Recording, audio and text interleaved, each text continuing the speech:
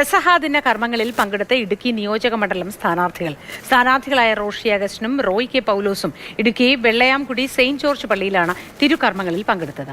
ജനങ്ങളുടെ ഭാഗത്തുനിന്നും വളരെ അനുകൂലമായ പ്രതികരണമാണ് ലഭിക്കുന്നതെന്ന് UDF സ്ഥാനാർത്ഥിയായ റോയ് കെ പൗലോസ് മാതൃഭൂമി ന്യൂസിനോട് പറഞ്ഞു. പ്രചാരണ ചൂടിലും പതിവുകളൊന്നും തെറ്റിക്കാൻ സ്ഥാനാർത്ഥികളൊന്നും ഒരുക്കമല്ല. ഈ വിശുദ്ധ വാരത്തിൽ പെസഹ ദിനത്തിൽ ഇന്നിപ്പോൾ ഇടുക്കി നിയോജക മണ്ഡലം സ്ഥാനാർത്ഥിയായ റോയ് കെ പൗലോസ് ചടങ്ങുകളിലൊക്കെ പങ്കെടുത്തത് വെള്ളയാംകുടി പള്ളിയിലാണ്. വിശുദ്ധ വാരത്തിലാണ് ഇലക്ഷൻ പ്രചരണം നടത്തേണ്ടി വരുന്നത്. എങ്ങനെയുണ്ട് ആ ഒരു അനുഭവവും കാര്യങ്ങളൊക്കെ?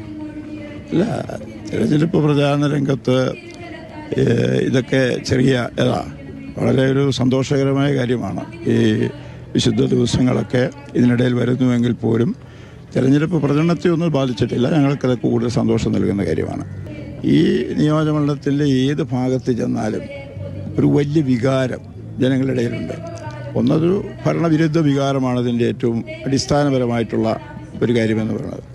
അതോടൊപ്പം ഈ നിയോജകമണ്ഡലത്തിൽ നടന്നിട്ടുള്ള പ്രവർത്തനങ്ങളും ഈ ജില്ലയെ ബാധിക്കുന്ന വിഷയങ്ങളിൽ ഇടതുപക്ഷ സർക്കാർ സ്വീകരിച്ചിട്ടുള്ള നിഷേധാത്മക നിലപാടുകൾ, കർഷക വിരുദ്ധമായിട്ടുള്ള നിലപാടുകൾ, അപ്പോൾ ആ പ്രശ്നങ്ങൾ പരിഹരിക്കുന്നതിൽ സർക്കാർ പൂർണ്ണമായും പരാജയപ്പെട്ടു എന്നുള്ള ആ വിലയിരുത്തൽ, അതെല്ലാം ഈ തെരഞ്ഞെടുപ്പിൻ്റെ ഫലത്തെ വളരെ ഗൗരവമായി സ്വാധീനിക്കും എന്നാണ് എനിക്ക് മനസ്സിലാക്കാൻ കഴിഞ്ഞിട്ടുള്ളത്.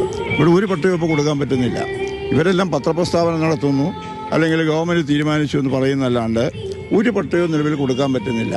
അപ്പോൾ ഇതെല്ലാം പുതിയതായിട്ടുണ്ടാക്കിയ തടസ്സങ്ങളാണ്. പട്ടയങ്ങളെല്ലാം കൊടുത്തുകൊണ്ടിരുന്നതാണ്, എല്ലാ റൂൾ അനുസരിച്ചും കൊടുത്തുകൊണ്ടിരുന്നതാണ്.